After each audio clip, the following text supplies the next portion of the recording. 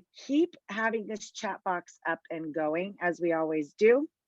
We love this as a way for you guys to have each other's contact information before we even get going. That is what is beautiful about this meeting, is that this meeting is not a meeting that you are normally in. These are people that you are not necessarily at every single event with, but yet we come together for the same purpose, because each one of us is working in Kings County to build a better community, to help individuals, to be that hand up, and to serve our community members. And we're doing it right now in the most innovative and unique ways due to COVID-19. And I cannot thank you guys enough for thinking outside of the box over this past, get this, 10 months. If you didn't realize we got there, we did. So as long as my husband's deployment was, which was 10 months, and then we had a month between deployment and pandemic, we've now done another 10 months. I've birthed a human, gone on maternity leave, come back, and we're still in the pandemic. And guess what? It's not getting over anytime soon. But you know what? There's hope, and it is beautiful. And we're excited to hear from not only public health today, but also Unite Us, and how we can really come together and pull things forward to a level that we haven't even known before, which is absolutely incredible. So thank you for being here. Save all this contact information. These are people that want to be able to work together to change the community, and we can only do that by reaching out to one another and networking and caring for each other, and understanding that when your work does better, when what you do is at the best of its ability, mine is too. Why? Because we're reaching the same individual in a different way. And unless that individual gets help from you, they can't succeed with the help that I provide. So connect, work together, as I know you already do, and let's continue to push things forward in Kings County. Sam, welcome. Winslow from West Care, welcome. Erica from United Way. We are just so happy that all of you are on the line. So welcome, and thank you for being here. So we are going to hop in now, and I cannot see. I'm going to have a few announcements, and then I just want to make sure that Darcy is indeed on the line before I try to pass it to her soon. So hopefully, Karina, if you could let me know on that. I don't see her yet, but okay. So I do have a few announcements before we get there. So right now it just says Flourish Update under me, but I actually have a couple more before we get to that I wrote down. So excuse me for looking over here at my iPad. I'll bring it more in front of me.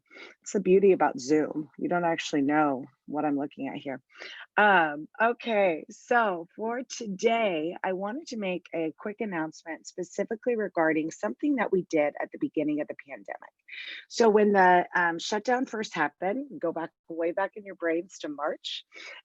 When this first happened, we did Monday morning meetings. I think that's what we called them. Honestly, I wasn't quite, I don't have quite a memory of what we called that. But every Monday morning for the month of April and the month of May, we got together, and I believe during that time it was at 8:30. I'd have to go back to my calendar. We're going to do them at 9, and you'll hear where I'm going with this. But we got together for 30 minutes, only 30 minutes. We were very, very, very picky on time. Why? Because it is very difficult to steal your time on a weekly basis, and we want to be good stewards of that time. The reason we did this was for updates, for needs, for gaps, for to be able to connect with one another, and recognize in real time each week what is going on across our community. And of course, at the beginning of that pandemic, it was ever changing. Now, obviously, you could argue that through this entire pandemic, it has continued to be ever changing, and that's absolutely true. But obviously, if you look at with the lockdown in December, and then now on top of this, the distribution of vaccines, and when you're looking into the work that you do, you have different funding opportunities that are now coming around because of COVID-19. 3 just ran across my desk today. And then you also have budget cuts that are coming around because of COVID-19. So with that being said, it is a time now more than ever for us to get together once a week for at least the month of February to just do updates, needs, gaps, trends, budget cuts, outcomes, whatever it is that we have to share, we come in, we gather for 30 minutes, we share it, we get the information out there, and we go forth in our week. This is something that if you personally cannot attend, we need someone from your organization there. We need someone starting at the Monday morning reporting in for what you do and saying, here's what we looked at this last week. Here's what we're doing this week. Here's the news. And maybe 2 out of the 4 weeks that we meet, or I think maybe we have 5 on the calendar, because I think we're doing the first week of March as well. No, but it's still 4 because we have President's Day. Sorry, I just realized I see Karina nodding at me. But for maybe one of those 4 meetings, or maybe 2 of those 4 meetings, you don't have it personally, don't have an update. Trust me, someone else does. And trust me, it's information that you need to hear. It's been changing every single week. It will continue to change. One of the big things that we're going to do is have someone from public health there, or have a report from public health at each one of these.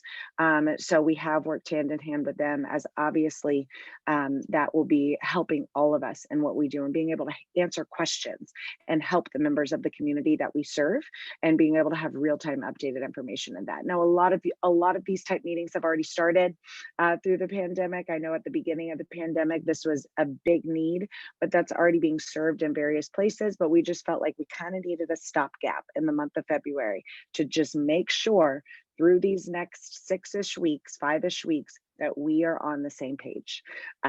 So that's what we're going to do. So it's a KPFP Monday morning meeting from 9 a.m. to 9:30. And thank you, Tinsha. It was KPFP Monday morning meeting. Excellent. So we're going to do it again. KPFP Monday morning meeting, 9 to 9:30 a.m. And we look forward to seeing all of you there, or at least someone from your organization there, just to get that information and get it out. So thank you very, very much. We appreciate it. Okay, now the next thing I want to talk about is Flourish. So I just realized that I did not pull up the slide. Is there any way, Karina, that you have that, or no? I did not tell you to pull it up. I have the Yep. The one with it like this. Okay. I meant to get it pulled up beforehand and I didn't. So Karina is going to bring up a picture for us here in 1 second that we're going to look at together. And I'm going to explain it's not a new endeavor, but explain a little bit about the future of KPFP with you guys. Okay. And then I want it to go into the next one too, after the expanded one, Karina, as I talk. Okay, so if you want to get that ready. Okay, so the picture you're looking at is Flourish Kings County. I think a lot of you have heard about this. This is an endeavor started under Communities of Excellence. Communities of Excellence, if you came to our training in August, it's a Baldridge program, and it's really looking at building a countywide strategic plan and to improve the health and outcomes in Kings County and well-being of our individuals here. Basically takes the mission and vision of KPFP to the next level. Why? Well, look at this triangle. We've actually now created a visual for you to hopefully be able to follow us, to be able to follow where we are going in this journey and see where we are right now. And it's very important that all of you who are a part of us, who are part of this group, who are connected in Kings County, see where we're going, so this doesn't shock anyone, take it by surprise, and so that you are able to chime in right now and let us know what you think about this process. So we have 3 different audiences. You all right here are the service provider audience. So all of you are doing something in your line of work that touches the lives of individuals of community, to serve, to meet a need, to help, to bring someone up, whatever that might be. You provide a service. And so we have an audience, obviously, already through KPFP with service providers. There are 2 audiences that we haven't necessarily included within KPFP, but will be part of the Flourish Kings County family, and that's your local businesses and your general community members. Why? Well, that completes Kings County. If you think about it, if you include all of our community members, our general population, and then specifically call out service providers, the people working hand to be able to help those members, and then our businesses who are keeping our economy going and pushing things forward, there you go, you have it.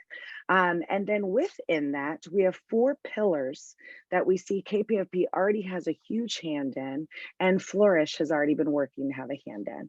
And that's financial stability, health, quality of life, and education.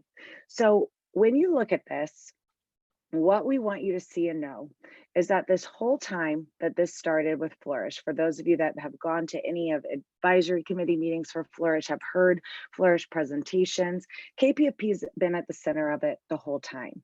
And we have known throughout this process that this is our vision, this is our goal. We want to take KPFP to the next level. We want to be able to take Kings County to the next level. And in order to do that, we've got to reach all audiences. We've got to get everyone on board and everyone networking the way that you guys network. When I speak to people from other counties, people are mind blown at how well you all work together. And it's because you are all working for these same individuals. This diagram brings those individuals into the equation as well, and businesses to be able to support the work.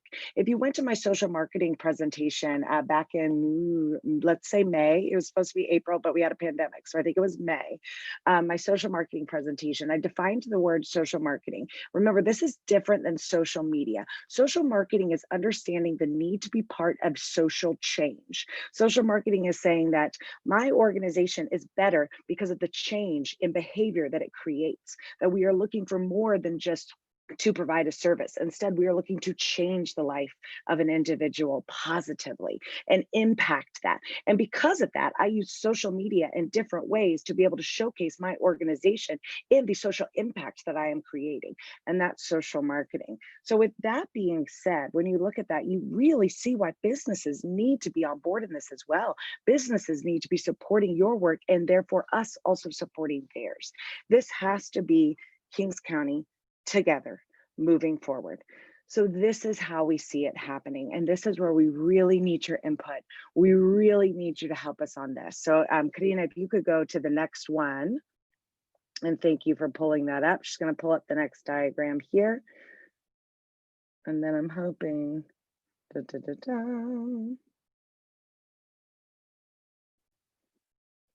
here it is. Okay, so here's how we're looking at it. Within everyone, we want to be, and we are committed to being a results-driven organization, which means that we're not just doing things to do them, we are tracking it. We are going to be able to showcase the change that it is making within our community. So on the left side, you see measures. These are our specific data sets, our indicators that we are looking at to show the improvement within Kings County. So for instance, under health, you have suicide, obesity, asthma. Those are three things that we are committed to looking at through that process. And we have initiatives already happening. If you aren't part of the Kings County Mental Health Task Force, please get on board. If you haven't heard of our ACEs Aware Grant Project, please contact us for more information. And have you heard of Healthy Eating Active Living Group? That's our HEAL work group that is actively working in this area.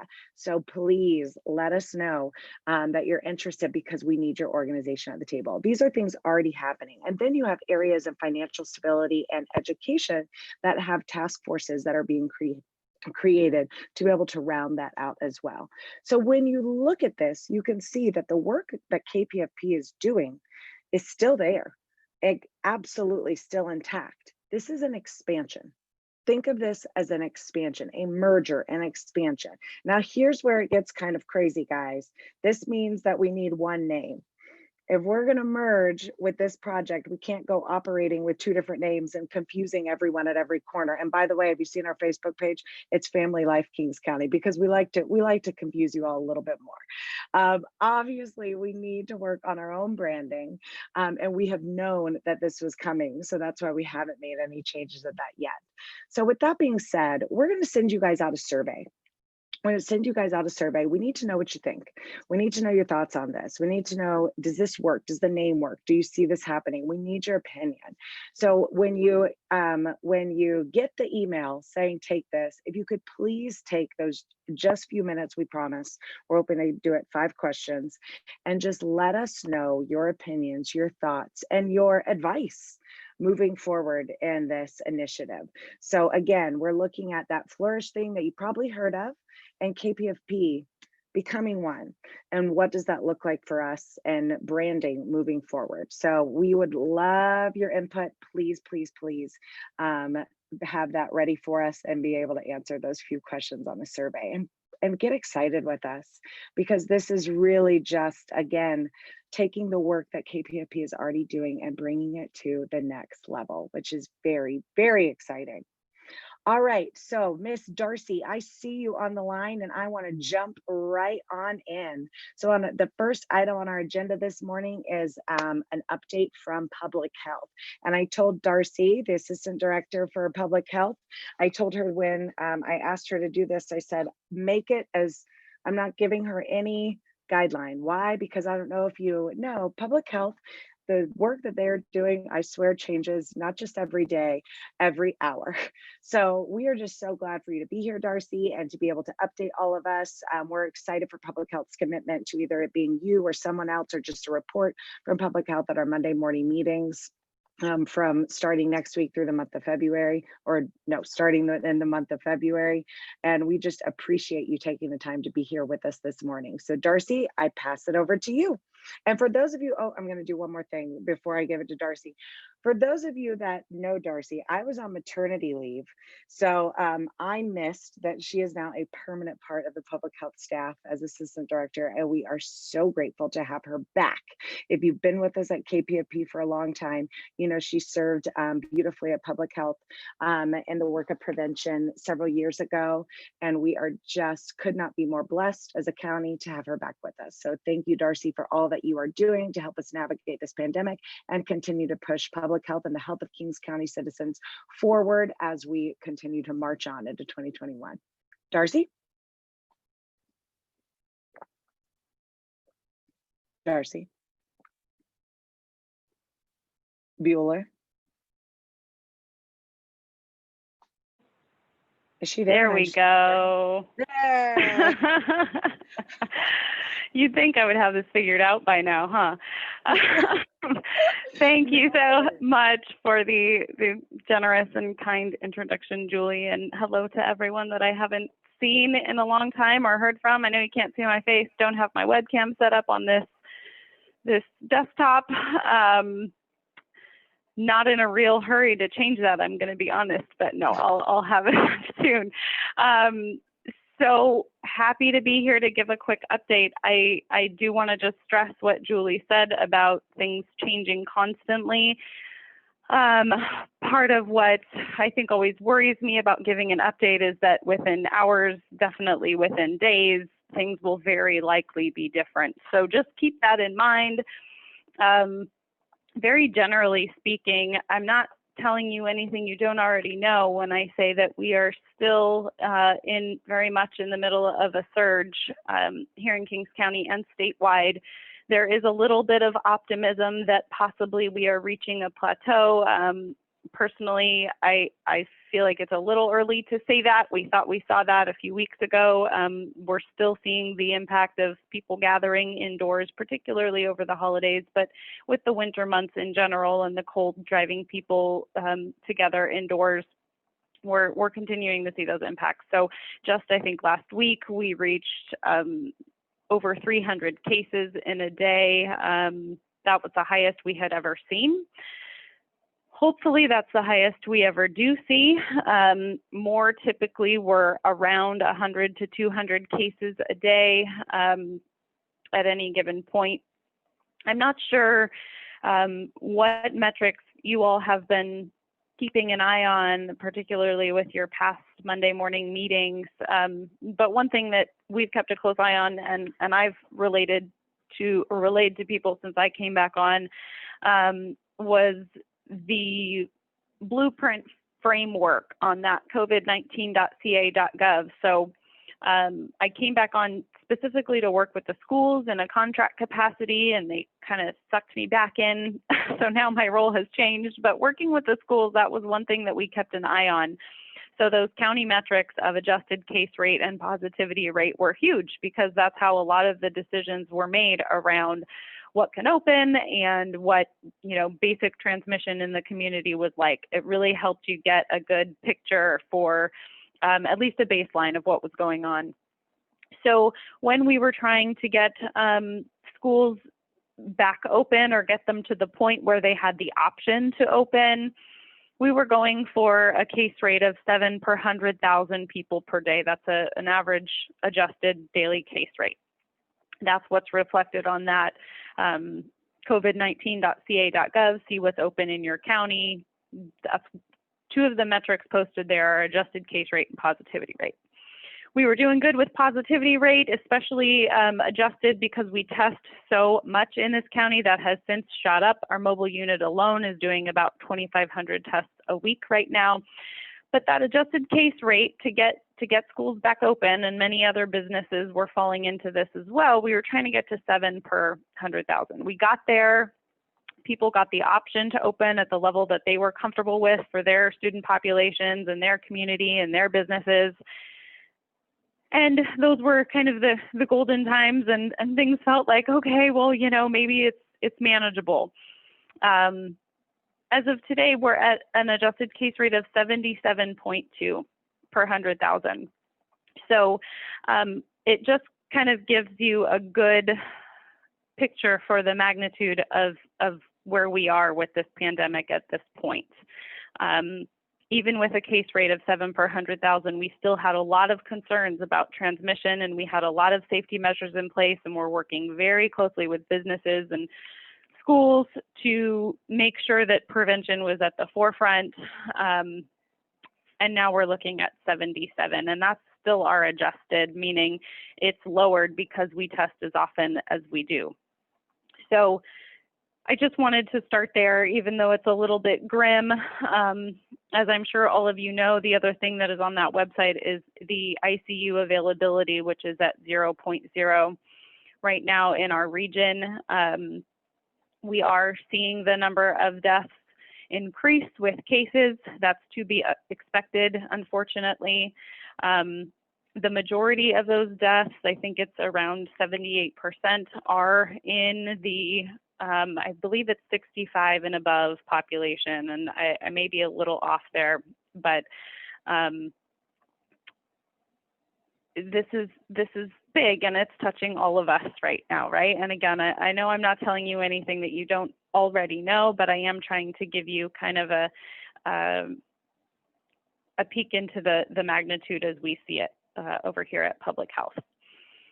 So given that, our case investigation has really changed to prioritize notifying people that they're positive and getting the documents they need. It's a very different process than it was a few months ago. So I hope that there is understanding and patience as we try to reach out to people. We've expanded our team, and when we're trying to keep that notification at the forefront. But again, the level of involvement that we can have with each case has decreased given the surge.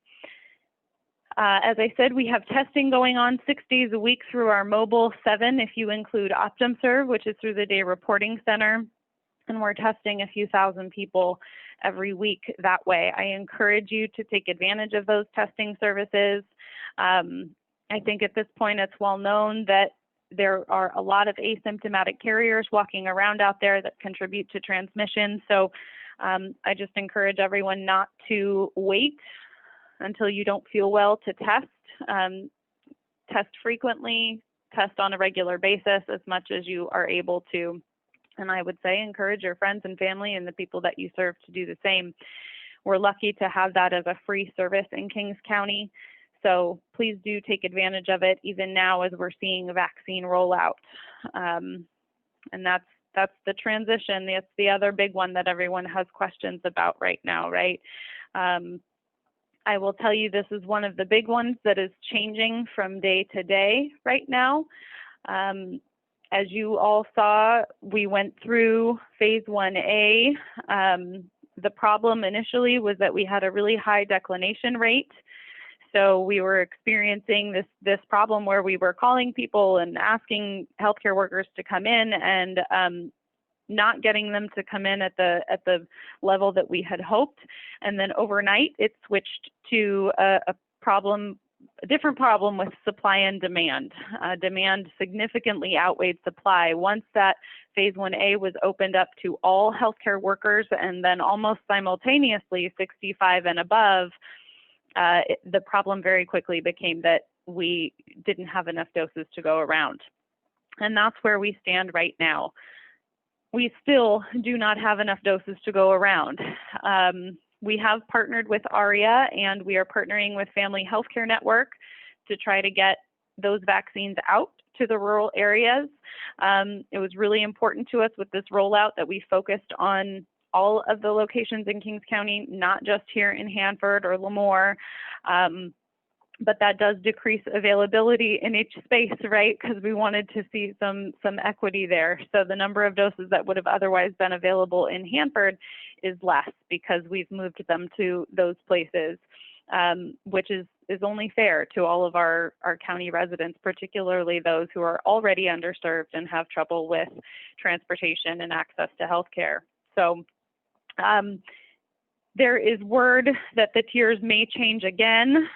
Currently, ARIA is vaccinating 65 and above in Avenel, Avenel, Stratford, Kettleman, Lemoore, and Hanford.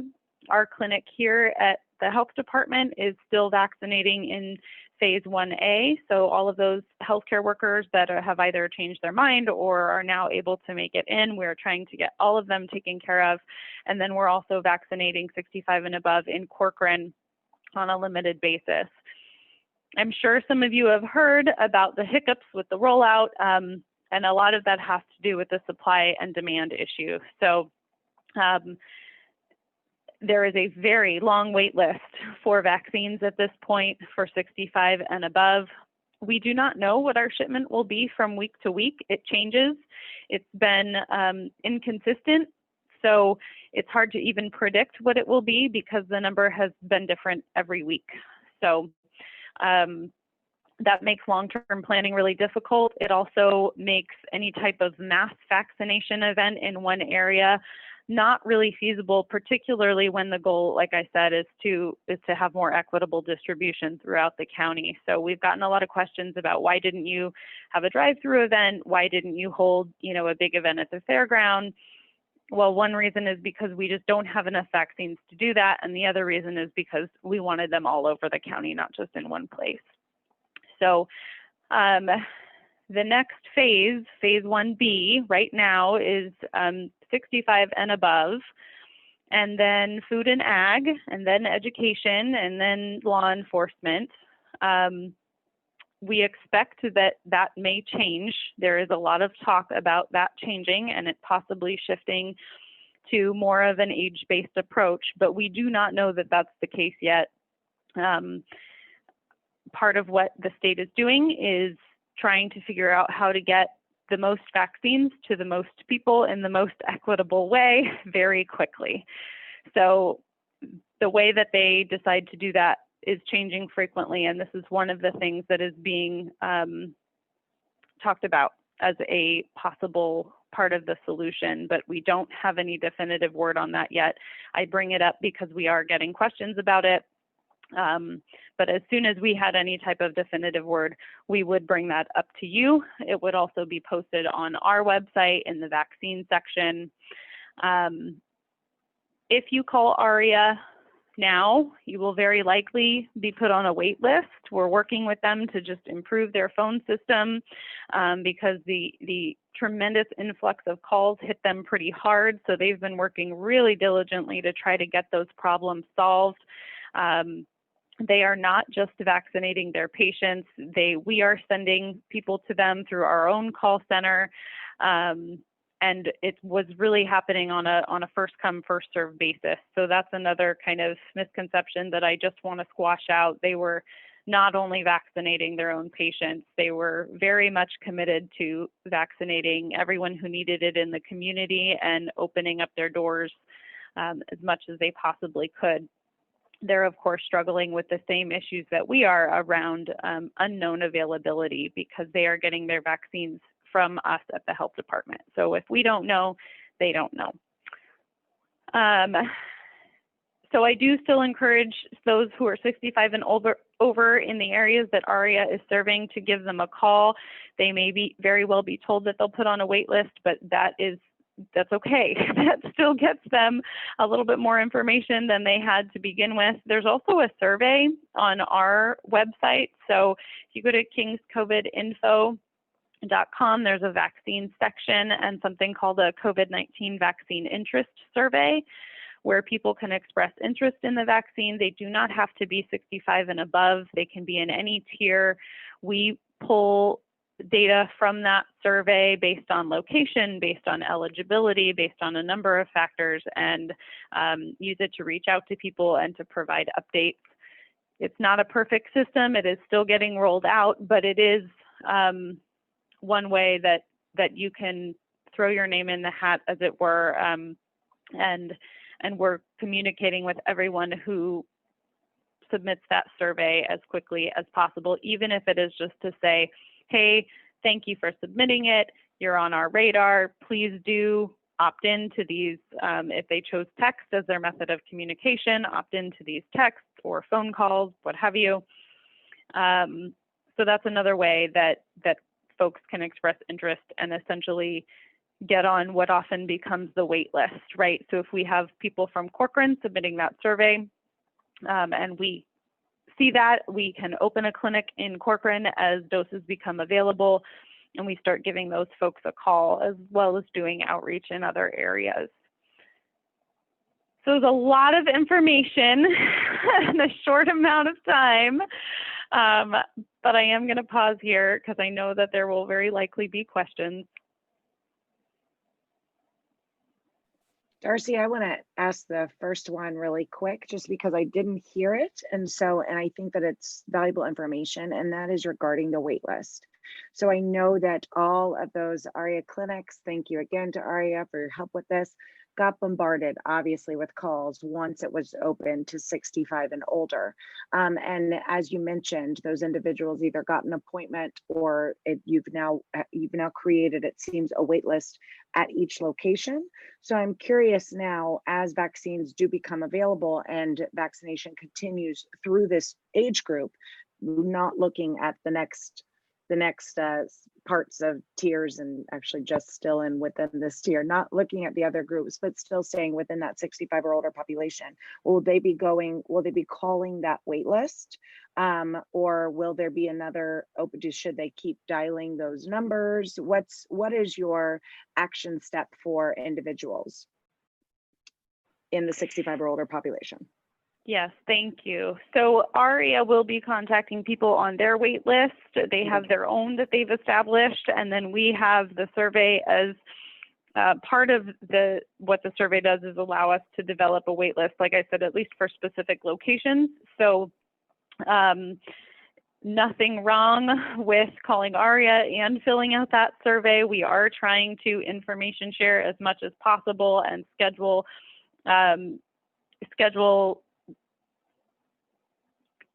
what is the word I'm looking for? We have a lot of communication around who is scheduling what and when, so that we don't get a lot of crossover. We know that there will be people that are on a wait list with them and also on a wait list with us. So we're cross-referencing as much as possible as we go along. So ARIA will be contacting those patients. We also contact anyone that has filled out the survey, whether it is their time to be up for an appointment or not. If they are up for an appointment, then we would let them know that either via text or email or phone. And then if we're standing up a clinic, and so they're eligible based on their occupation or age and location, we would let them know they're eligible to call. They're not necessarily going to be called by us to make an appointment. They would get a message that says, you are eligible for this location. You can call us and make an appointment for that clinic. Excellent. So the two wait lists work a little bit differently, and we are trying to just communicate daily about having consistent practices there. ARIA has been a wonderful partner in that. Everyone, as all of you know, is incredibly busy and running around trying to get this out in a way that best serves the public. So that daily communication has been critical for us. Same thing with Family Healthcare Network.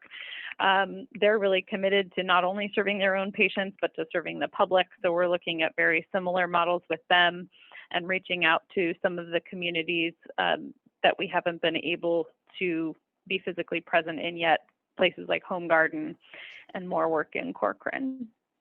Wonderful, wonderful. So just to quickly quickly say that again. The interest list survey online, you will keep people notified throughout the process, but definitely as it moves into when it's time for them to call. But the wait lists at ARIA are actual wait lists to where they already qualify, and when the vaccine becomes available, they will be called, correct? Correct. Okay, excellent, thank you. Any other questions for Darcy? Because I know there's probably 10 on here. I don't have a question, but I was one of the lucky ones that got through on Friday morning, basically because of my IT knowledge, and I knew how phone trees work. I knew that some of the numbers probably work, even though they didn't say press 1 for this, press 2 for this. So I tried press 3 and I got through to an operator and I got my shot on Monday. I also have my appointment for the second shot, which was kind of Yay! and almost no side effects. The shot did not hurt any more than any other intramuscular shot I've ever had, and a little bit tired, but that could be because I'm old and fat and lazy too. So Jeff, I'm it was jealous. smooth as silk. I went to a Jealous. more clinic and everything worked fine. So people were super nice at ARIA. So thank you. Wonderful, so good to hear it. Darcy, Any other this is, questions? yeah, Selena. this is Selena Escobar. Hi, Darcy. How are you? I'm doing well, Selena. Nice to hear your voice. Oh, good to hear your voice. Darcy from RICV, correct? Formerly?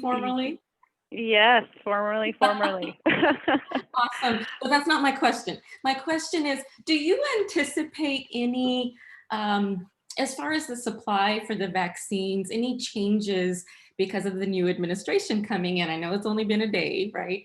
But, what's today? Yeah, it's been a day. So as far as, meeting that demand. So I understand that the demand is high everywhere, but have you heard anything, from the state or from the national government as far as, we're going to get that to you a lot faster? Any word there? So all we're hearing on the federal level is really what all of you are hearing, which is that it will be a priority for this administration and that they do plan to get out more vaccine. But of course, we're also hearing that there is not a bunch of vaccines sitting in a stockpile somewhere that hasn't been released. So we're not holding on to hope there. The state's hands are really kind of tied in the same way, right? Because they have to rely on the federal government to get those vaccines down to us. So a lot of pressure on, I think, especially for certain counties like here in Kings, where there's been pressure to move to different tiers. Understandably, people want to be vaccinated, and we just haven't had the supply where other counties have an abundance of supply and are able to do these large events and move through phases and tiers and occupations more quickly. So we're requesting more. We're hopeful about there being more based on those requests. We know they're not just coming from us, they're coming all over the state and the country. This next shipment that we are getting is a little bit bigger than the last one, which we always are hopeful about. But that has happened in the past and then it's gone back down. So no guarantees at this point, but we're trying to remain optimistic. There's definitely been a lot of communication with the state, and they're reporting a lot of communication with the federal government, and being hopeful that that supply will increase pretty quickly. Good news. Thank you. Mm-hmm. Hi, Darcy. Can you hear me? I Yes, can. Hello. Perfect. Hi, this is Rosanna with Tribal TANF. And I was asked to check on about the essential workers and then receiving the vaccine. Is that still a priority, or is it for the 65 years and older? So there's many essential worker categories. The only one that they've really addressed at this point is that healthcare, frontline healthcare particularly. They did expand that to the extent that they specifically said behavioral health and, optometrists and oral health. And so they did provide a little more clarity there, which was great because it helped us get the vaccine to more people. But right now, we in Kings County can only be vaccinating 65 and above, and then in that phase 1A, everyone in the healthcare field still, because we have to really kind of exhaust demand before we're able to move on. And we haven't been able to do that because we don't have enough supply. So there seems to be a coming shift to just an age-based approach. That's a possibility. But right now, in Kings, we have to focus on 65 and above. And then as it stands today of this hour, we should be able to move into food and ag next, education and law enforcement. But again, I expect to hear a change about that fairly soon. Just not exactly sure what it will be. Okay, thank you so much.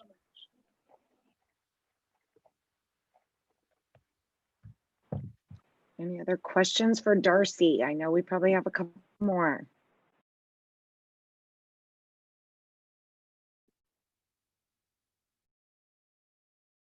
Okay, well, hearing none, we will go ahead and move on. I want to thank Darcy for taking your time to be here with us.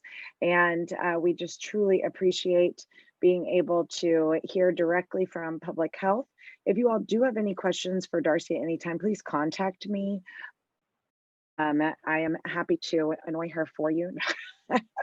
But no, please do know that we have a great relationship with public health. They are swamped right now, obviously, which is why we are so grateful to have you here, Darcy, committed to making sure that we all have the same information and that we are able to help give our community members the action step they need moving forward, which from what I'm hearing right now, Darcy, the primary action step that we all can be doing and be getting everyone on board is that survey. And that's going to help you understand what your demand really is, even outside of the tiers, so that you all can plan accordingly. Is that correct, Darcy? That's correct. And I would just also add that as these doses continue to increase, we will be reaching out to a lot of you for some more direct outreach to your populations, letting them know what's available.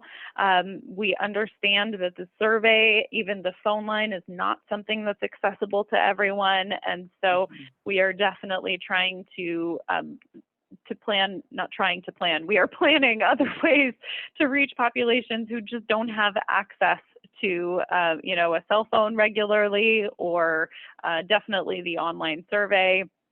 Folks can also call in here to our call center and get assistance filling out that survey if they need it. So if you work with elderly populations who have trouble filling it out, they can give us a call at the 852-2002 number. That's the call center line here for vaccines, and let the person you're talking to know that you need help filling out that survey. You have interest in getting the vaccine, but maybe you have elderly clients who can't or don't want to or don't have access. We can help with that.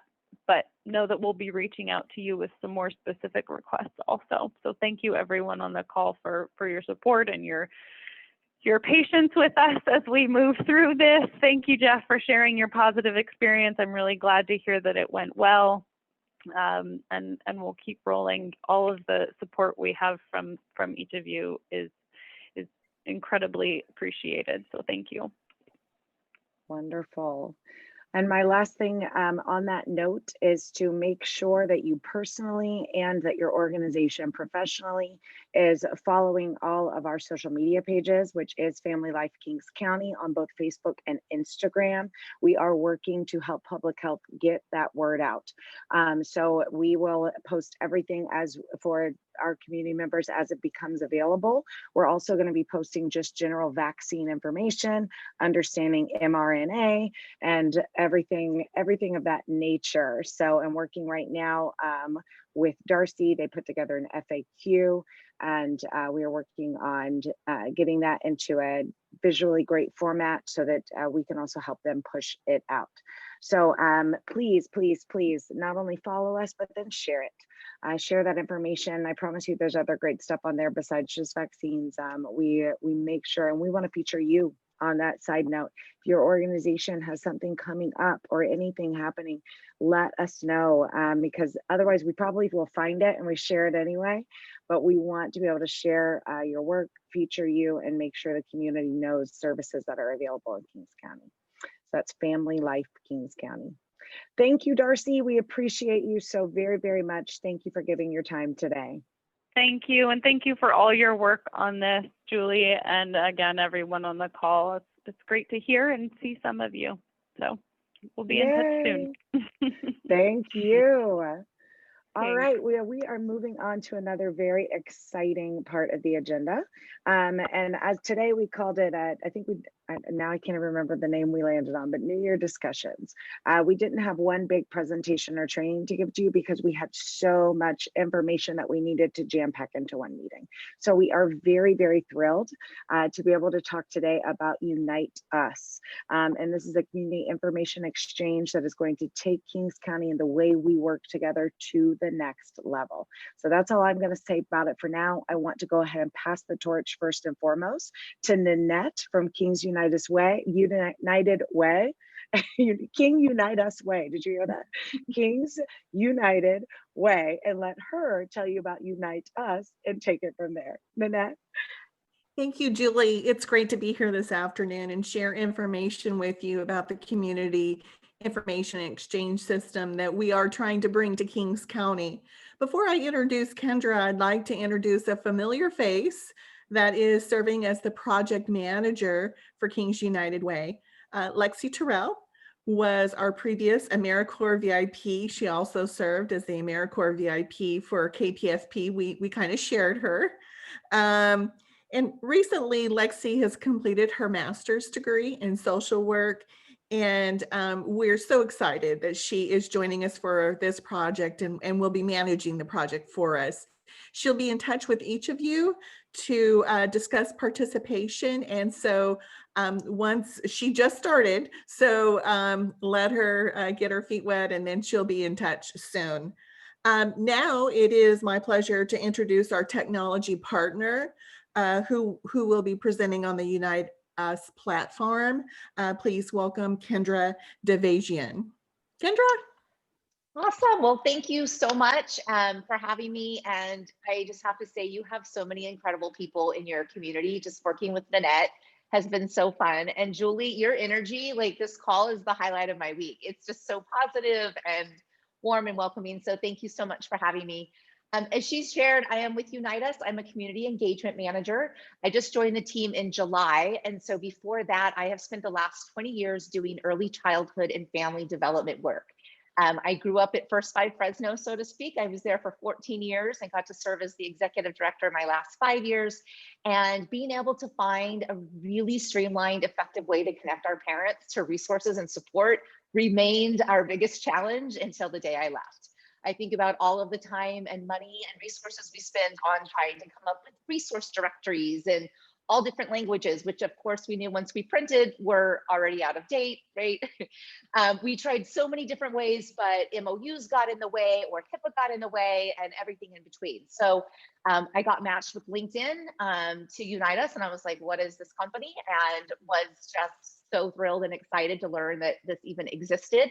And that I got the opportunity to bring this to my community. So I am actually located here in the Valley. I was born out at Lemoore NAS, so I am a Navy baby, but I am here in Fresno. And so we launched originally in Kern, and I am now super excited to be able to support this here. So I know we don't have quite enough time to do, do you mind, Julie, enabling screen share so I can go through the quick little PowerPoint?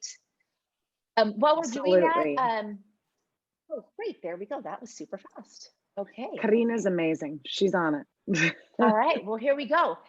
So please, if you have questions along the way, do not be afraid to stop me. It's so hard with Zoom to actually really be engaging and have dialogue. So essentially what we are is we connect health and social care. So we are about connecting those social determinants of health, the community supports, which so many of you offer, to the health setting. So We were actually founded in 2013 by two veterans who were transitioning out of active duty. One of them still serves actually in the Navy Reserves.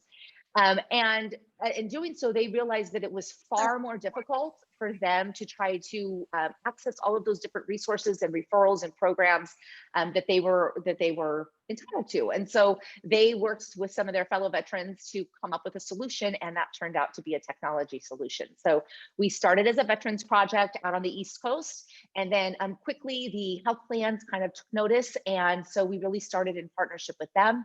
And so we are now in 40 states. We are here, we are new,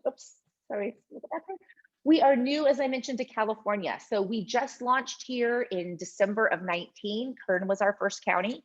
And then as you can imagine, like all of you, right, COVID hit. And so it became far more challenging. And at the same time, the networks became never more important than they are now. So we have proceeded to roll out in California. So though you will be part of the 4-county immediate network here, which is Tulare, Kings, Fresno, and Madera, you actually are part of Unite California. So as your families might relocate or have need resources in other communities, you're able to facilitate referrals across the state. So in essence, as she mentioned, we're a multi-directional closed loop referral system.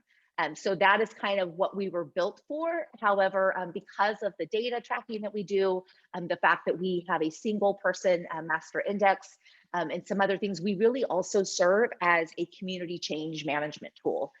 So we are able to track data across the state. You're able to really look at kind of who's getting served, where we have the greatest needs. We can tell you at any given time what the top service types requests are in any particular area or network.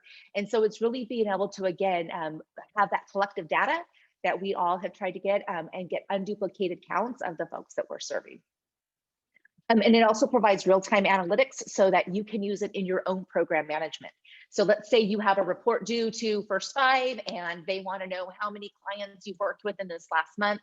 You can easily export that data into an Excel file that's going to tell you all of the information that you have done and if those clients were there in the network. And then lastly, and most importantly, we are supported by the health system. So here in our area, Kaiser Permanente is our primary funding partner. And so though they are the funding partner, it is not limited to Kaiser patients. So in fact, what we find in most of our networks is that the bulk of the referral activity actually occurs across CBOs. And then we have some coming out of the health clinics, but they have, especially with COVID, been a little bit slower to be able to come on board. So who is involved? We have first and foremost our network partners, which are folks like all of you here. We have so far already that's come on. We've got NAMI Fresno that has joined. We have the Central California Asthma Collaborative that has just joined. We have the Valley Caregiver Resource Center. So even though we've just started our outreach here in this area, we have quickly already had a lot of interest and have partners starting to already submit their partner registration forms. We then have, as I mentioned, have our funding partners, which here is Kaiser. We have our convening partners, which are critically important, and that here in Kings County has been Nanette and her wonderful team. I'm really excited to get to work with Lexi and to support all of you in being able to really maximize this for your networks. And then lastly, us as your technology partner.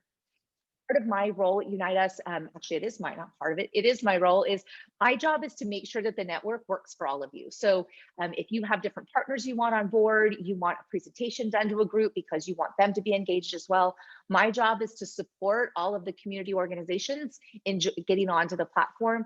And then we have a network health manager that I work with who monitors the data on the back end. So we make sure that referrals aren't just sitting. We make sure that profiles are up to date so that you're getting the right and appropriate referrals. So we really make sure that not only are you all on the network, but that there's vibrant and healthy activity occurring as well.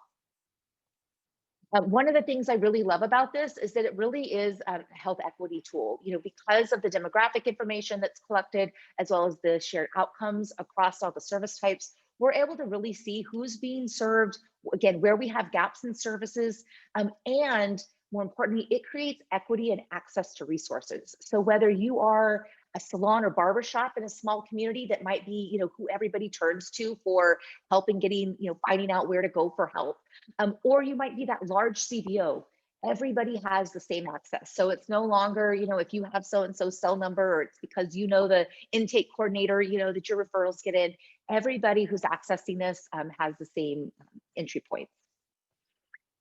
So most important question we often get right is how much does it cost? Well, because of the investment of our health partners, it is available at no cost to most organizations. So first and foremost, you have our CBOs, so our 501c3 entities. We have everything on the platform from spiritual and social enrichment to financial money management to home visiting, substance abuse, mental health, et cetera. So we really are about looking at that holistic care and making sure that all of the types of services or support the family might need are available throughout the network. We also then have our safety net clinics, so our FQHCs, our behavioral health partners, and then of course our city and county government partners, all available at no cost to join the network. So as I mentioned, who funds is primarily our health partners. We do have some communities where we might have philanthropic investment, but there's some things available at additional cost. If you're interested, we, for example, have more heightened data and analytics that go really granular into the weeds. We also have integrations available. So if it's one that we don't already have, for example, with the electronic health record systems, we currently integrate with Epic, we integrate with Cerner, and several others. So some organizations might say, we have to use this particular data system given our funding. And so if you wanted to do an integration, we have those available, but there is cost attached. And so I'm going to quickly dive into the platform itself. So it is really about being able to enter at any point in the community there is no wrong door. So whether it be you have a community-based organization, perhaps it was a home visitor that's been meeting with a family and identified the needs. Maybe it's a healthcare worker that's working with somebody in the clinic and making a referral, or it could be a self-referral. So we have the ability to have assistance requests forms on the network, which then get facilitated often by one of our 2-in-1 partners. In some cases, it's maybe a family resource network. But those referrals come in and you are able then to facilitate multiple referrals to multiple agencies in one transaction. And the way in which you're able to do that, and I'll go into a little bit more in just a second, is by gaining client consent. So we have 6 different ways in which you can do that. And after you gain consent, you are able then to facilitate those referrals, and you get updates all along the way. So it being a closed loop means that you're getting feedback, whether it's that the referral was accepted, if it's been held in review, perhaps the case has been opened. And so now you're getting updates on those case notes as to what's happening with that particular client or referral. But you're getting all of those updates as often as you choose. You're able to adjust your settings so that you get as many or as few notifications as you'd like, all the way through case closure. So again, the real end goal is being able to create a system that helps you more efficiently and effectively do all the great work you're already doing together, and be able to get that data at the end about what happened with the case. And one of the things, as I mentioned, you are able to get unduplicated counts of the people in the families you're working with. We have a single master person index. So what that enables you to do is you're able to really have that overall care coordination. You're able to see other cases open with that individual on the network. You're able to see that care team. So let's say perhaps it might be an adult sibling, or if it's somebody elderly that you're working with, maybe it is an adult child that you have. If it is a child that you're facilitating referrals for, you would have the parents as part of that care team. So it allows anybody then working with those individuals to be able to have real-time updates as to what's happening. It also updates that face sheet in real time. So let's say you have an upcoming meeting with somebody, you're doing a virtual home visit, you're able to go in and see that, oh, they have a new phone number. And the reason you know is because another agency was just working with that individual, found out that they had a new phone number, updated it in their profile, and now everybody working with that individual has that updated information. As I mentioned, we do have compliance and consent approvals built in. So particularly with substance abuse, mental health, physical health, and legal, we have protections built into the system that enable you to send referrals for those service types while maintaining all of the compliance and confidentiality. The consent we have available in more than 20 different languages. It's really important to us that the people you're working with know how their information is being shared, the reason in which it's being shared, and it's done in a language that's comfortable to them. So again, we have those 6 different ways. So whether you're seeing somebody remote, somebody's there in person, you can send it via text if they've consented to that, so that we make sure that we get that client consent. And in doing so, it eliminates the need for you to have MOUs with each other for the sole reason of facilitating referrals. So some organizations still have MOUs for other reasons, but we used to require them when I was at First Five Fresno, because we often would hear that organizations were referring, but then we'd find out that wasn't the case. But this really eliminates the need, because anybody who's on the network, any organization, you're able to facilitate referrals to all of them once you have client consent. So we are, as I call it, the alphabet soup compliant. So we are HIPAA, FERPA, FIPS, 42 CFR Part 2, and the SOC 2 Type 2 certified. So of course, especially when we're working with families and young children and working in very sensitive service types, we want to make sure that they are protected, that they feel comfortable and confident in the system. We treat their data as if it is our own. So we do have more detailed information on all of our testing, our auditing. So particularly, I know sometimes county councils can be pretty particular about letting county departments come on, or if you have a legal department that wants to review any of those, we'd be happy to do that. We have BAAs for covered entities. So if you fall under that category and you know who you are, we would send you that BAA once you came on and have that on file as well. In addition, we have built-in controls across the system. So first and foremost, all you need to access our network is an up-to-date web browser and the internet. So there's nothing stored on anybody's computers, no applications on phones, any of that. Again, we have the patient level consent. We also have user roles. So let's say you don't want everybody that's on the network in your organization to be able to export reports or to be able to make accept referrals. Perhaps you have one designated person that does that. You are able to specify user roles so that people only have the level of access that's absolutely necessary for their job.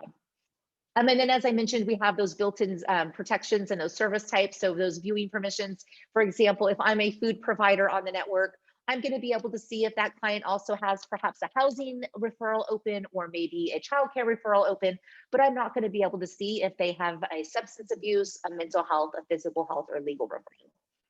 And then lastly, one of our new features that was just unrolled the end of this last year was we now have where we are able to protect organizations. So let's say you provide, or in Fresno, for example, we have Marjorie Mason Center, right, which is our domestic violence shelter.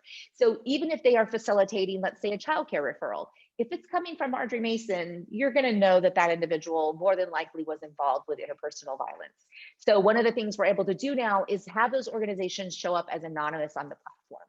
So they're able to facilitate referrals. So we often see that as well. Perhaps you're serving immigrant communities, particularly those that might be dealing with documentation challenges and or the LGBTQ community. All of those organizations, if they choose, could be marked as anonymous on the platform. So if you receive a referral from one of those organizations, you would know that it's just a protected service type or organization type, but you wouldn't know exactly what organization had sent that. I know we just heard a great update from your incredible health department. And so one of the things that we also offer in the platform is we have a COVID social needs screener. So it screens for, do they need childcare? Are they experiencing homelessness? Are they in need of food? It screens for all of those potential needs. If there are needs, it provides then the corresponding referrals. It auto-populates. So it really helps you take the guesswork out of needing to know exactly where to connect people, but depending on what need they might have. It also has a program status feature that allows us to turn a program off and on, literally in the click of a button. So let's say you received this latest round of CARES Act funding for rental relief, and you've only received a certain amount of money. Once that money's out, you can quickly take that program off of the network so that you're no longer receiving referrals and having to spend time following up just to tell folks no. So again, it really is a great COVID response tool as well. And so because we don't have time for a demo, I'm just going to show you, here's a couple automations of what the platform looks like. It is geocoded. So when you open it up, it essentially kind of becomes your resource directory. So at any time you can pull that up, you're able to then look at organizations, you can sort by service type. This is showing you how you would do a referral here.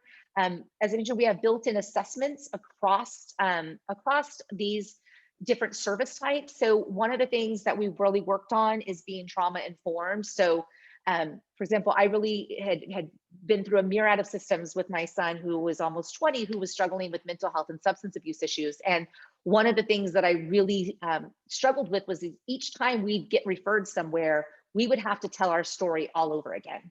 And I always used to think, like, can't you just pull up some files somewhere that gives you the background? And so that's essentially what this platform does. So as you see, it's clicking through, it is providing all of that information. So when you receive that referral, you have everything for the most part that you might need to know at that point to start your engagement, and you're not having to spend any time having that client retell their story. And here's another automation that's just going to show you this is how we close out cases. So as I mentioned, we have standardized outcomes across all of our service types. So as a community, you are able to really get a chance to see what's happening, for example, with food assistance requests. Are they being resolved? If so, if they're not, why not? So you're able to get all of that data across your network. So it really is a great tool for both grant writing, grant reporting, et cetera. And again, I would be happy for any of you that want to see more. I'd be happy to do an actual, set up a time to do an actual demo, or I do have them scheduled twice a week right now for this area, and would be love to have you join as well. Okay, so I am going to quickly go over next steps and then pause for questions. It is a very painless process to join. We have a partner registration form. I'm going to quickly click on this to give you an idea what that looks like. And what this does is it basically allows us to build you out in the network. So you would complete this. It's going to give us your organizational information. For example, during COVID, obviously when COVID really hit, we saw organizations updating their profiles sometimes daily, right? With different hours, maybe they have now closures, or maybe they got new funding.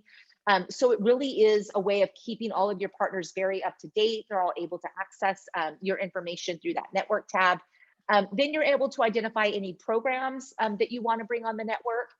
You can assign, again, those different users. So once you submit this, we build you out on the back end. And then in this area, we are set to go live on February 16th. We are launching.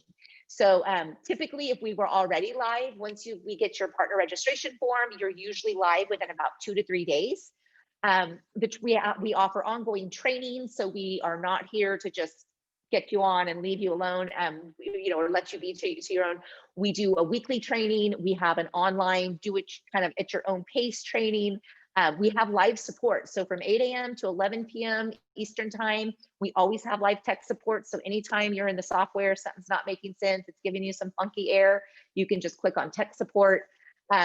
But I also wanted to mention, we are working with Nanette and her team around the ACEs Aware project. We're also working in several other counties with ACEs across the state. So we will be adding the ACEs screener on here as well. So that will be built into the California network, as well as some other tools. So I know that was a lot of information, but I wanted to be respectful of everyone's time. So I will pause and see if there's any questions.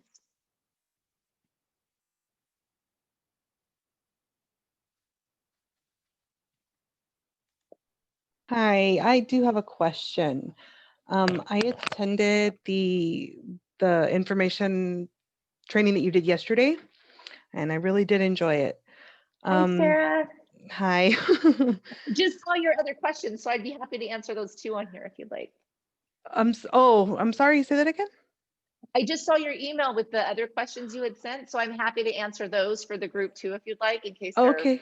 Yeah, that was going to be my questions to you. So just those. Great, sure. Okay. Yes. So Sarah's a couple of her questions are, first, what are the requirements, right? So what are things you have to agree to in order to be on? Our network partner agreements, really we set those with you all as a community. I can tell you in most of our communities, there are things like you agree to respond to a referral within 2 business days. You agree to update your profile at least quarterly. You agree to take users off if they've left your organization within 2 business days, right? Like things that are about, they're really kind of agreements in how you all agree to work together. Because again, we are just a technology tool.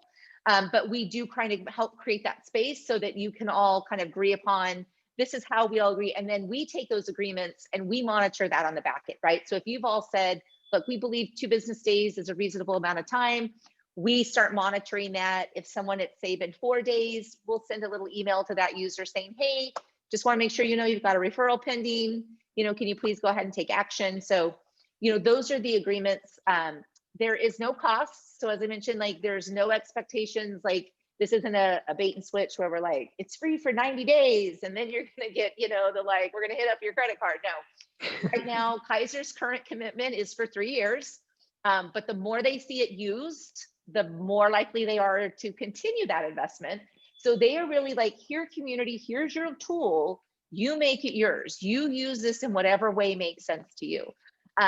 So that was the case. And then there is no MOU. So when you first sign on, you'll get sent, let's say you're a user, Sarah, you're going to get a link to activate your account.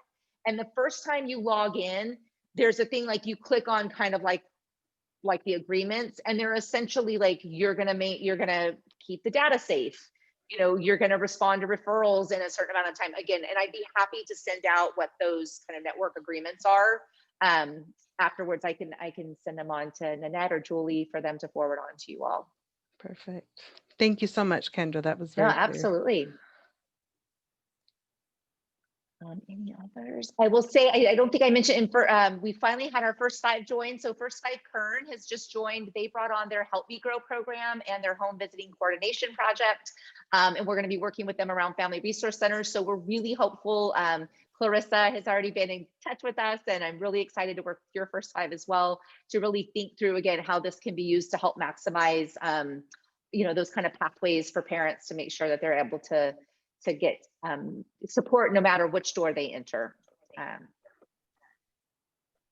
And one thing I want to mention on that, what the system also allows you to do for collaborations is that you can have users let's say I'm with United Way with Nanette, but we collaborate with 4 different collaboratives, right? And those all have different agency leads. I can be assigned to a user on other organizations' projects. So for example, one of the organizations in Kern is called CityServe. They're a food network, emergency food network. So CityServe is the lead on the program on the network, but then they have users from multiple churches and organizations and food pantries across the county that are under that program as well. So they easily just assign them. So they have one person that does triage, and then let's say it's someone out, in Hanford, then they get assigned there. So it does really enable you to really have a tool to more effectively streamline work within existing collaboratives. But then those organizations can also have their own separate programs on the network. So again, it's just a great tool to enable you to really streamline the way that you're already working together and be a resource and tool. Let's see, how will information from 211 be integrated? Is it possible for an agency to have one form to update their agency information on Unitas and 211? That is a good question. So, oh wait, and then let's see, there's a couple. Are there a large number of agencies in the area of Kings? Oh, yeah, so I will say, we just launched, so we just started our email outreach right after the new year. Kaiser was having some local kind of capacity issues with COVID. It wasn't sure if they were gonna let us hit go yet, and then said, yeah, let's go. So we had 6 weeks from the time we sent our first email out. So we're launching February 16th, but we've had a tremendous response. So we have like the Central California Food Bank is coming on. We've had some of the different shelters that are signing up, a lot of the children serving organizations. So again, the more the merrier. We would love to have all of you. We want to make this meaningful for you and your partners. But then I will toss to Nanette if she wants to respond, Nanette, to the 211 question. Sure. So that is a great question, Clarissa, because we employ an individual that does nothing but try to track all you folks down to get the most current and accurate information into that 211 database. We have had high-level discussions with Unite Us. We know that United Way Worldwide has had some discussions, and I have colleagues throughout California. Currently, our 211 database is through a platform called iCarol. And I know that we have set aside some funds to work with Unite Us on a potential integration. So we are working on it. We know that we want to make it as easy as possible. So we are working on it. Thanks, Kendra. Absolutely, and good news in that I just saw recently a revised list of our interoperative, our integrations, and iCarol was on there. So I don't know if that was just done or it's in the works. I will tell you, we're also working with the HMIS, one of the big HMIS system providers. We're starting that process of, kind of integration. So yes, so that is the goal, right? That it's streamlined so that you're not having to be in duplicate, multiple places. But I'll also tell you, once the client is in the system, you're not having to duplicate any other information. They are in there. You're able to click a button literally, and within like 60 seconds, facilitate a referral. So it's not as much of like duplicate data entry as people often think. Again, I know we're out of time, so I will stop there. But again, if it's okay, Julie and Annette, I would love to send out again that link of all of the upcoming demos that we have, so that if people want to join, I'm again happy to schedule one separately if it's for you and your agency, or perhaps you and your partners, or maybe you need, your director or agency head to see something. I will go anywhere and everywhere. Lexi and I both together that people will let us talk about this. So just know we're here to serve you and support you, and I really hope you all take advantage of this no cost resource for your community.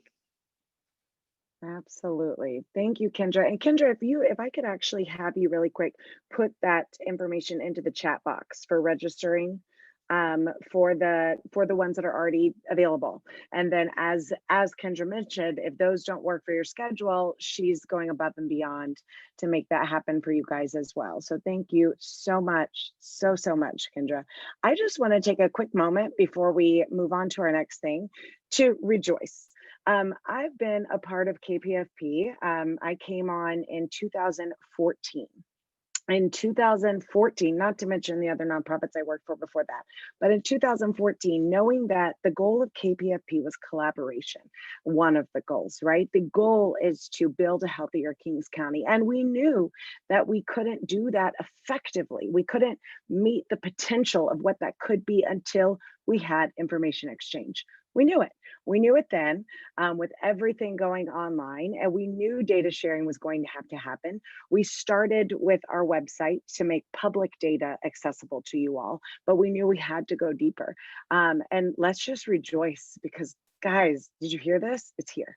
It's here, and we can make it happen. But it takes each of you making sure that you are not just seeing this as something else to do, but seeing this as the driving force that is going to keep individuals connected and not falling off the cracks. Instead, make sure that that warm hand, that handoff and referral to an organization is warm, that they get there, that they get the help that they need, and that we are able to wrap around the individuals here in Kings County. And this is it. This is how we're going to do it. And I am thrilled to see this happen. Absolutely thrilled to see this happen. So thank you all. Thank you, Kendra, for bringing this to us. Thank you, United Way, for making this happen. And thank you to each of you, because it's only going to happen when all of us are around that table. It is only going to be as good as each organization signing up and saying, yes, yes, this is important. Yes, we're going to make this happen. So let's get on board, sign up for one of those webinars that Kendra just put into the chat box. You see the link, get on there, and let's get this going here in Kings County. So thank you so very much. All right, my friend. Julie, can I have you, yeah. can I have you talk to all my networks, please? Because between you and Annette, I'm like, oh, I mean, honestly, some communities, like, we're having to beg them to join right now. It's like, oh, we already use email, or we just send a text. I'm like, no. So to have, this is like the best highlight of my month so far. So thank you all my gosh, for this. It's so awesome. You just made my day, but I promise that you had actually made my day before that, which was just telling us how incredible this is. Because guys, this really, really is what we've wanted for a very, very long time. So I'm just, yes, I'm so excited. All right, my friends, let's jump in to the last part of our agenda before we end with our roundtable. And on the agenda, I actually can't remember what we titled it. I think it's called Pandemic Data is what we entitled it on the agenda. So, or maybe it was just under Got Needs. So I want to refresh your memory here for a minute, everyone. We have done a Got Needs survey. We called it Got Needs, like the Got Milk campaign. And it's a community needs assessment survey that we began in 2017. In 2017, this was our first countywide survey that looked specifically at perception. perception. So if you haven't heard me talk about gut needs, bear with, or if you have before, bear with me for 1 minute while I explain why that is a big deal. I can go and I can find data on various websites, or if you haven't checked out the KPFP website to see the publicly sourced data at your fingertips, get on there. I can go onto a website and I can see the obesity rate. I can see asthma rates. I can see hospitalization. I can see all of the hard facts, right? I know that. But how do we know the perception behind that? It's great to know what are let's use obesity because it's the easiest one for me to visualize, but it is great to know the information of pre-obesity and obesity rates here in Kings County and overweight. That's wonderful. That can help us look at heart disease. It can help us predict different things. It can help us decide what services we might need and hopefully allow us to look at prevention. But when we look at prevention, how do we know how to prevent? And when we don't know why the problem is happening. Now we can guess, we can look at lots of data, but that data doesn't necessarily translate to what our community members might be thinking. And that is why we decided to do this survey, to actually gauge the perception of issues and needs here in Kings County. And that has been absolutely eye-opening for us. In 2017, at that exact time, we had an 80% rate for pre-obesity here in Kings County and a little bit lower for obesity. And at that point, when after almost, I believe, 1,000 members randomly were surveyed, it came back that everyone, most 80% of people thought that they already ate healthy. So that describes to you what perception is about and why perception is important. Because if I want to go in and fix obesity rate in Kings County, then I better know that what I'm dealing with, and that's that I'm dealing with 80% of the population does not think there is a problem. They believe that they already eat healthy, but yet again, 80% of the population is pre-obese. So obviously, we have an information issue. How do you go about that? Well, now that you know what you're dealing with, we can actually create things that work.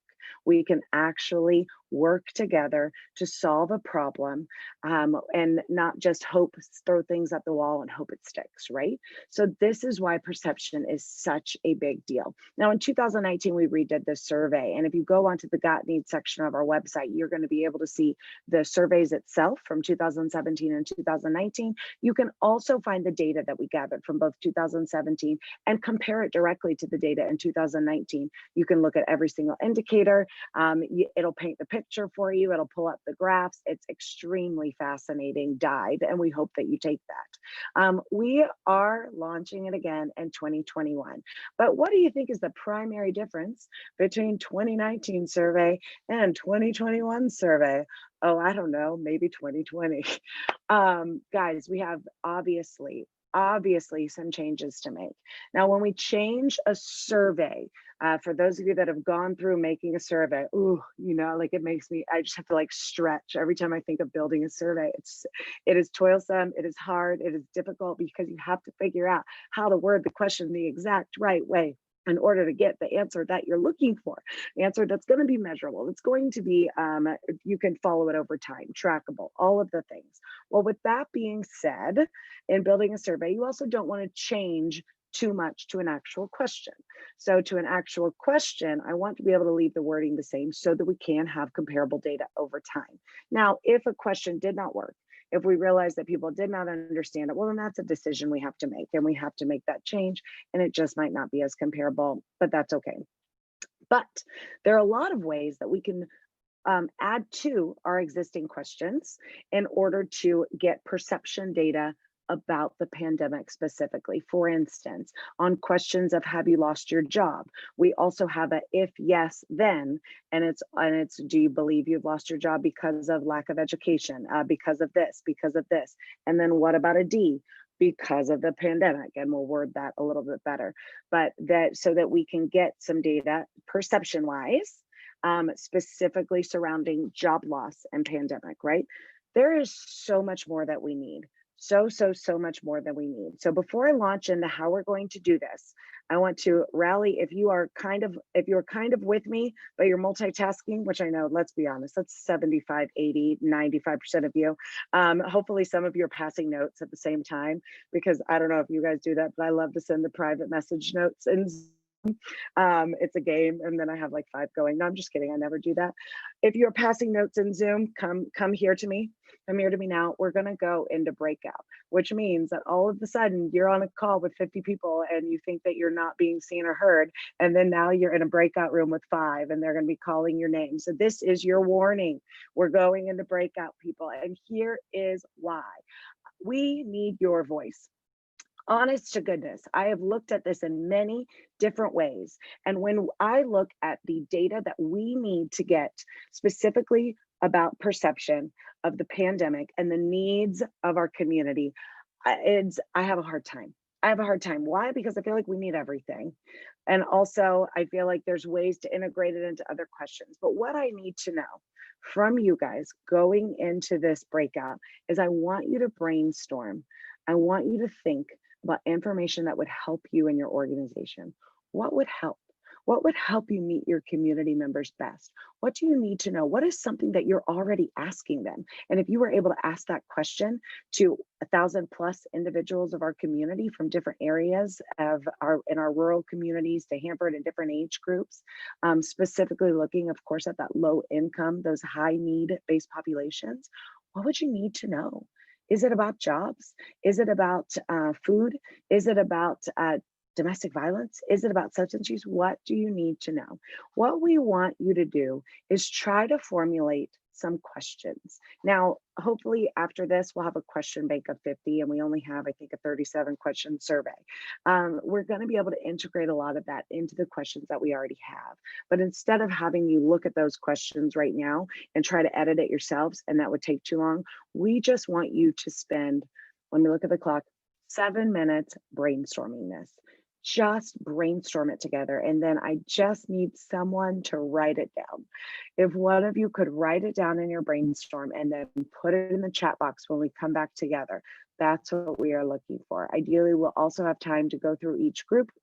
We're going to split you all into, I believe, 5 groups, and we'll have time to go through that. But even if we don't have time to go through each one, we'll have that information together, and then we'll be able to move forward with that project, which, if you want to be a part of finalizing this survey, I need all of you for distribution when we get there.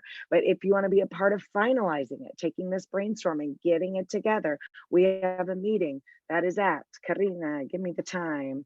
Karina, February. Here she goes. Should have had this in front of me. It's February 10th. It's a Wednesday. February 10th. And the time? 8:30. Yes, 8:30. All right.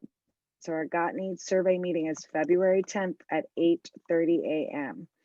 All right, so hopefully we can grab you guys before your workday really starts, and you can go in and you can come and make this happen.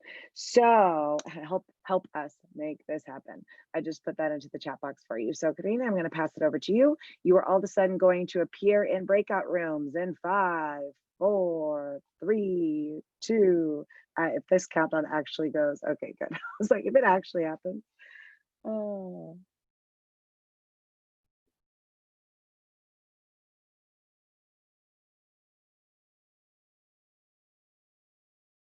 There we go. Karina, can I bounce?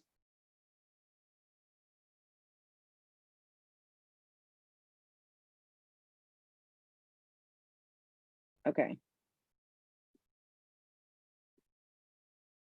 How do I bounce rooms? I've done it before.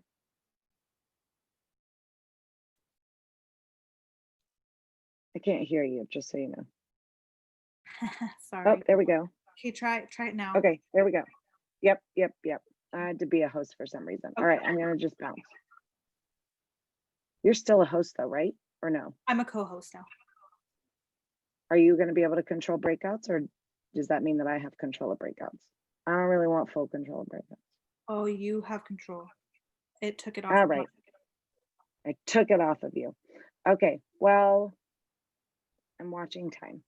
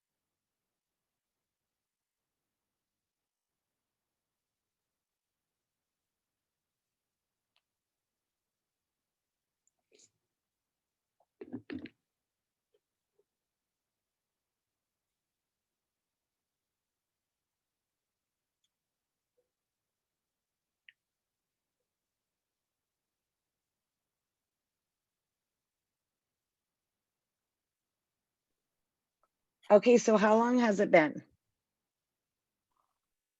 Do you remember? No.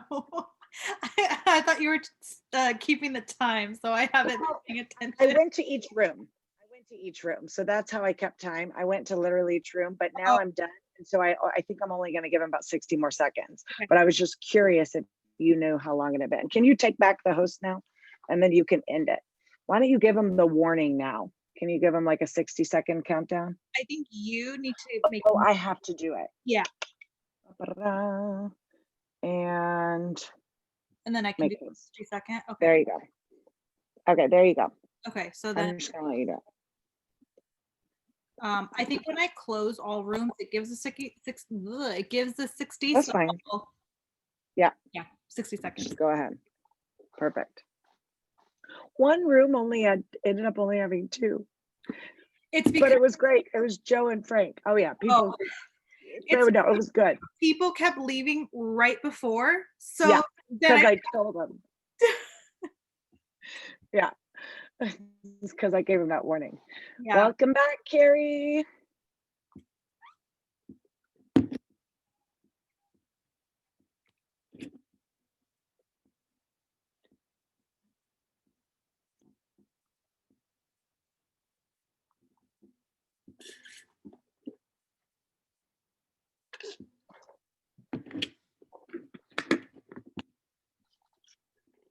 So I probably gave him the 60-second countdown now. 10 seconds right now.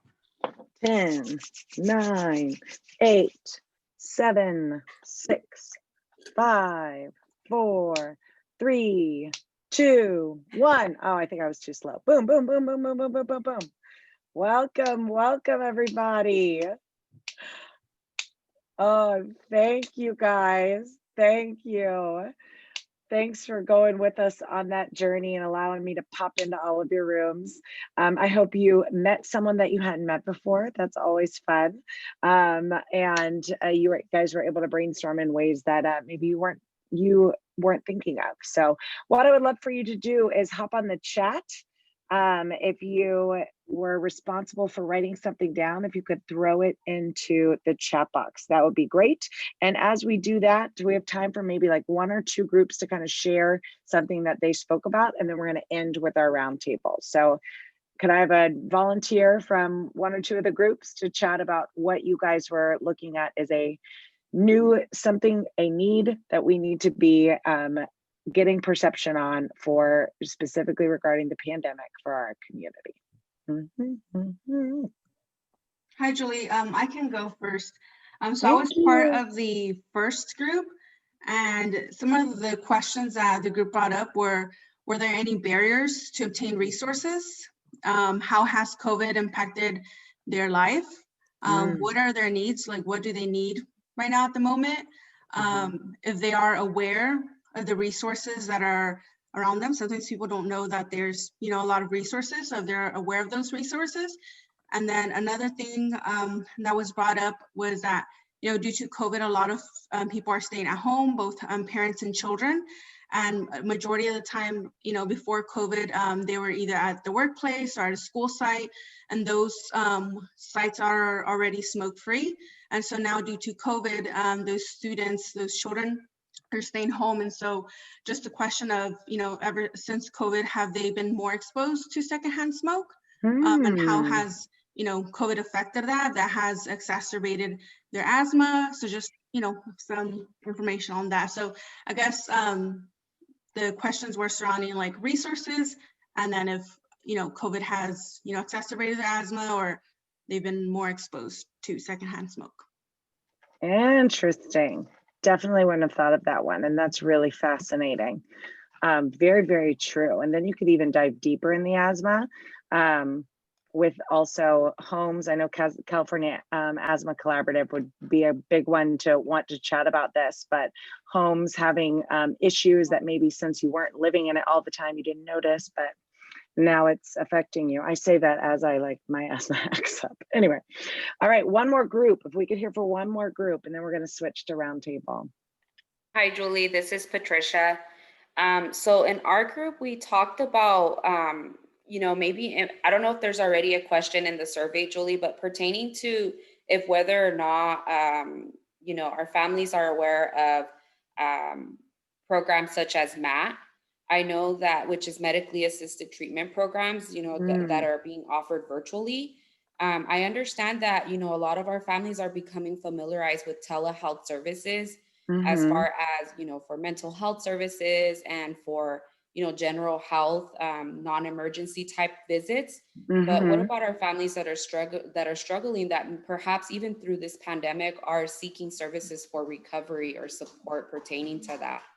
And it really plays hand in hand with, with just giving them that education, educating them and letting them know that these are the services that are still available. So that was one of the main topics we talked about.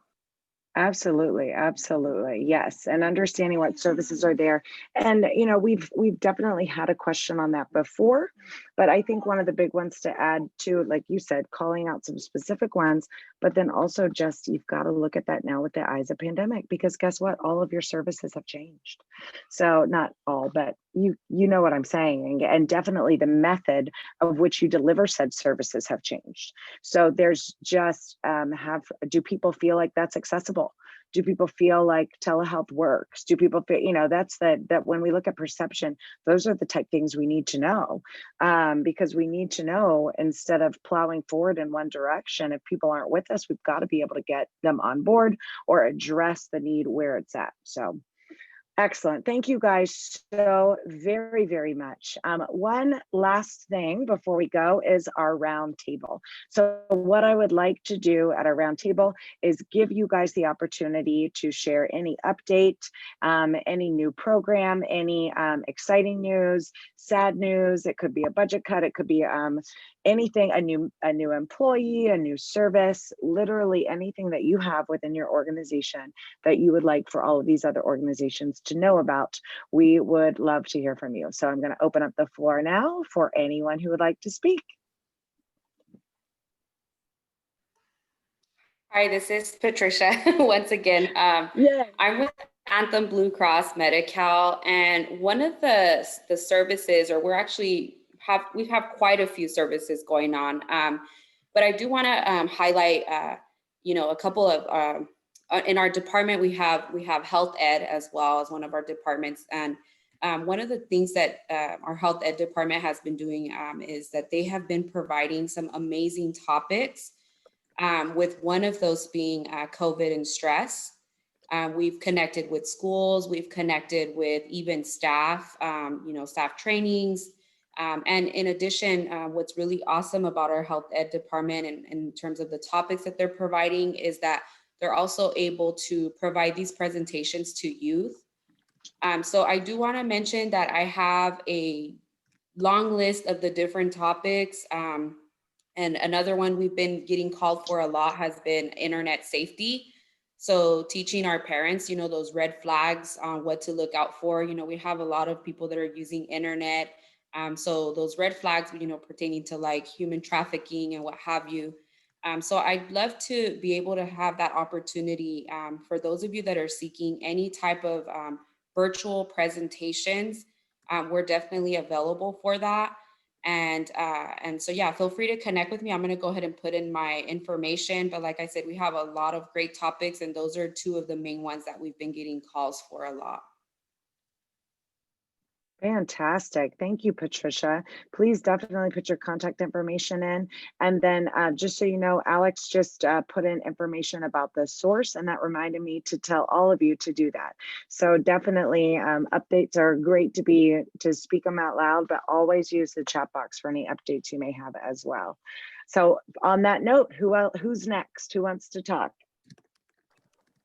Hi, Julie, this is Alex. Hey, Alex. Hi, my name is Alex. I'm with the Source LGBT Plus Center, and I'm also with the Warm Line.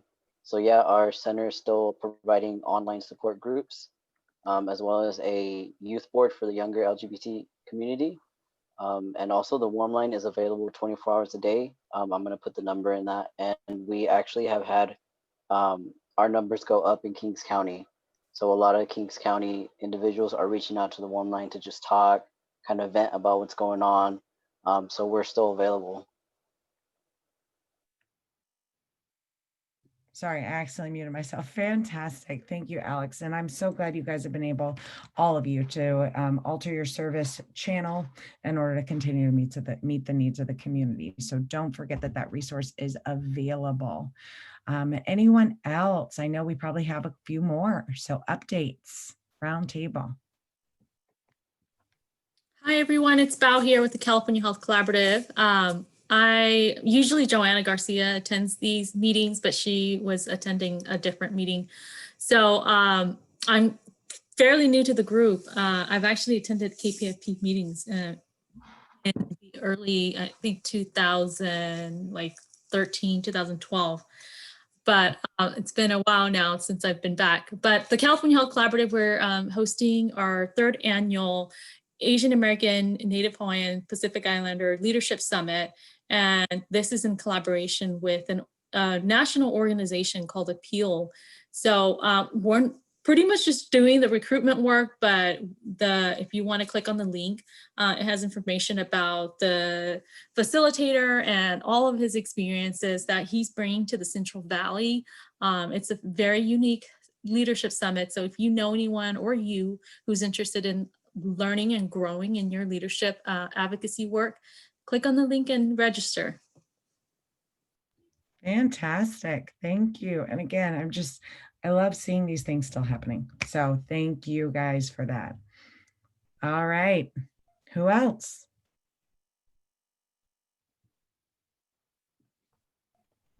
Okay, I'll jump in. This is Carrie Ortiz with the Kings County Job Training Office.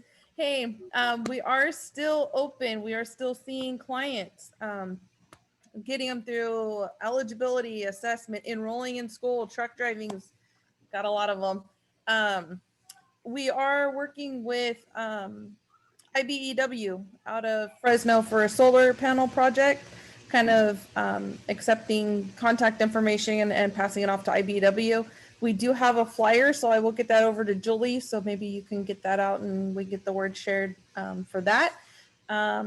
So happy New Year, everybody. So thank you guys for keeping on. We appreciate it. Excellent. Okay, and who's next?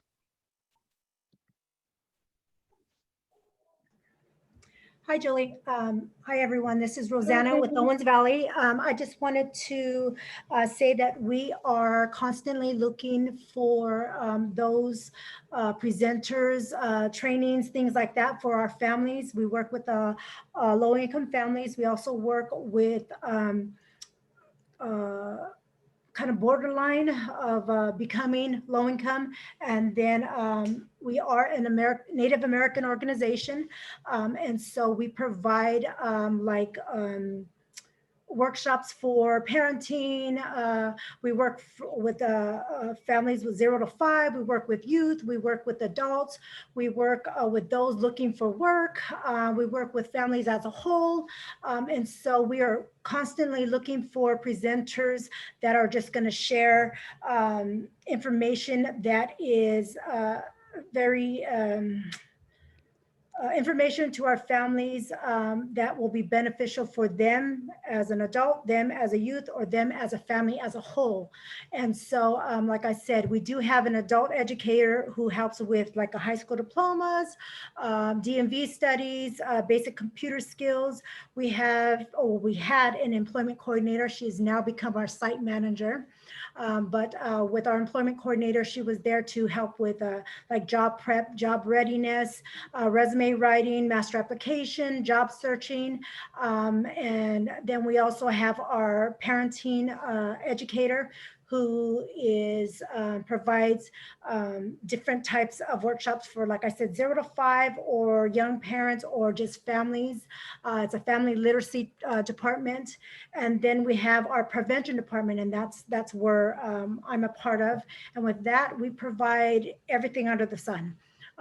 So we are in collaboration a lot with our Santa Rosa Rancheria community as well, and their tribal departments. We partnership with them with the AOD classes, the what we call them Journey to Wellbriety, and they're actually AOD classes. We also collaborate with them on the bigger events, the different gatherings, things like that. So we are in constant communication with them as far as teaming up. We also would like to have local presenters come and present to our families. And like I said, we do a lot of collaborations with Santa Rosa. So you would also be presenting to our Santa Rosa community. So if you're interested, I will place my email on the bottom, and then please contact me and share what you have going on, and we can talk. I can share a little bit more about what we do, and yeah, that's it. So I'm just going to add my email down on the bottom, my phone number, and please contact me. Fantastic. Thank you, Rosanna. All right, really quick before we go to our last one, I want to point out, I got to give Joe and Frank some bonus points here. I jokingly told them to just go ahead and write the question for me, because writing survey questions is not easy. So I was like, oh yeah, that sounds great. Write the question for me. Guys, look at the chat box. They wrote the question. Awesome. Awesome. And they brought up some really good points in our original survey. We really focused primarily on, do you use your do you have a smartphone? Do you have a computer? And now we're looking at what's your connectivity there? What's your bandwidth? Do you have video? I mean, when we look at all these telehealth and things that are happening, if people, again, don't have the ability to access it, then there's our problem. So thank you guys for going that extra mile. I seriously can't believe you have the question on the screen. I'm so impressed. All right, last call for roundtable.